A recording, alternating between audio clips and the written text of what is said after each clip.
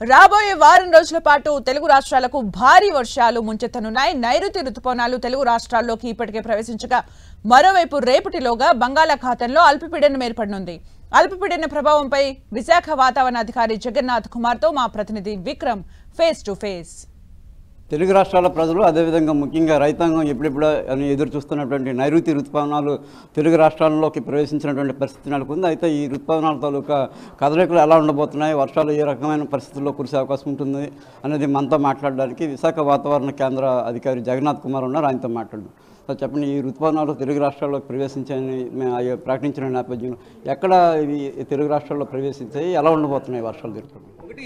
24వ తేదీన కేరళ తీరాన్ని తాకిన నైరుతి రుతుపవనాలు గత 2 రోజులుగా ఉత్తర దిశకు పురోగమిస్తూ ఈరోజు బొంబాయి, పూణే, షోలాపూర్, కాలాబుర్గి, మహబూబ్నగర్ మరియు కావలి వరకు, ఇంకా ఈశాన్య రాష్ట్రాల్లో అగర్తల, గోల్పాడ వరకు చేరుకున్నాయి.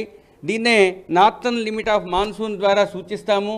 ఈ యొక్క రేఖ ఉన్న చోట వరకు మాన్సూన్స్ లేదా నైరుతి రుతుపవనాల పురోగమనం జరిగింది.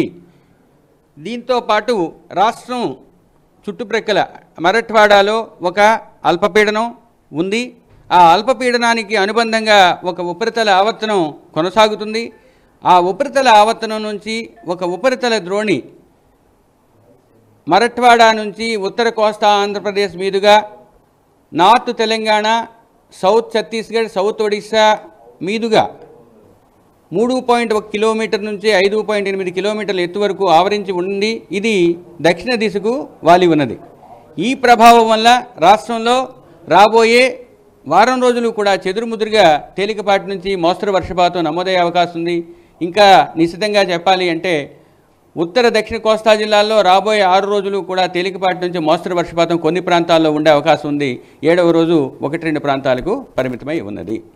మరి ఈ రుతుపవనాలు రాష్ట్రంలో మిగిలిన ప్రాంతాల్లోకి ప్రవేశించడానికి ఎంతకాలం పడుతుంది? ఈ రుతుపవనాల ప్రభావంతో వర్షాలు ఏ ప్రాంతాల్లో ఎలా కురిసే అవకాశం? ఇప్పుడున్న పరిస్థితి ప్రకారం రాష్ట్రంలో మిగతా ప్రాంతాలకు రాబోయే 3 రోజుల్లో విస్తరించే అవకాశం కనిపిస్తుంది. కాబట్టి 3 రోజుల తర్వాత రాష్ట్రం మొత్తాన్ని వ్యాపించే అవకాశాలు ఉన్నాయి. ఇంకా మీకు ఫోర్కాస్టింగ్లో చెప్పాలి అంటే వార్నింగ్స్లో రాబోయే 5 రోజులు కూడా ఉత్తర దక్షిణ కోస్తా జిల్లాల్లో ఉరుములు మెరుపులతో కూడిన వర్షపాతం నమోదయ్యే అవకాశం ఉంది. స్పష్టమైన బలమైన గాలులు 40 నుంచి 50 కిలోమీటర్ల వేగంతో ఉత్తర కోస్తా జిల్లాల్లో 5 రోజులు ఉంటాయి. దక్షిణ కోస్తా జిల్లాల్లో ఈరోజు 40 నుంచి 50 కిలోమీటర్లు, 2, 3, 4 రోజుల్లో అది 50 నుంచి 60 కిలోమీటర్ల వేగంతో వీచే అవకాశం ఉంది.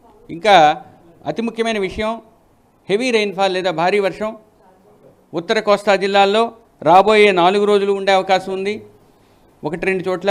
దక్షిణ కోస్తా జిల్లాల్లో ఈరోజు, ఎల్లుండి, ఆ మరుసటి రోజు కూడా 1-2 చోట్ల భారీ వర్షపాతం నమోదయ్యే అవకాశం ఉంది. ముఖ్యంగా జిల్లాలు ఈరోజు అనకాపల్లి, కాకినాడ, కోనసీమ, తూర్పుగోదావరి, అల్లూరి సీతారామరాజు జిల్లాల్లో 1-2 చోట్ల భారీ వర్షపాతం. అల్లూరి సీతారామరాజు ఇప్పుడు ఈ రుతుపవనాలు అనేవి గతంలో ఏ డేట్స్లో ప్రవేశించేవి తెలుగు రాష్ట్రాల్లోకి, ఈసారి ఎర్లీగా బాగా రావడానికి కారణాలు? Long period average date 5th June అండి. ఇదిగోండి చూడండి, 5th జూన్. ఈ 5th జూన్ అంటే ఈ రోజుకి 9 నుంచి 10 రోజుల ముందు రాష్ట్రంలోకి ప్రవేశించాయి. కొన్ని ప్రాంతాల్లో ఓ మోస్తరు వర్షాలు కురుస్తాయి. ఇదే సమయంలో ఈదురుగాలులతో పాటు ఎక్కువగా పిడుగులు పడే అవకాశం కూడా ఉంటుందని విశాఖ వాతావరణ కేంద్ర అధికారి చెప్తున్నారు. కెమెరామెన్ సత్యతో విక్రమ్, 10 టీవీ, వైజాగ్.